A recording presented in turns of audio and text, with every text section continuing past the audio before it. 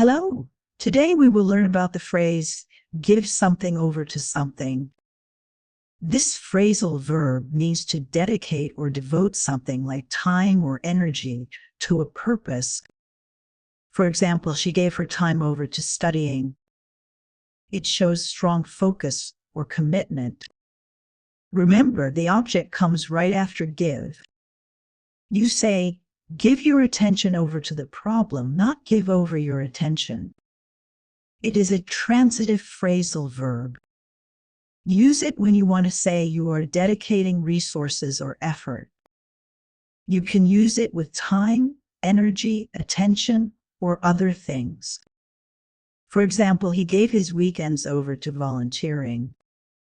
It sounds natural in conversations and informal writing. Similar phrases are devote to or dedicate to, but give over to is more casual. Try using it in sentences like, I will give my energy over to this project. Be careful with word order. Practice makes perfect. Now you know how to use give something over to something. Use it to show dedication clearly. Thanks for watching. Keep practicing and see you next time.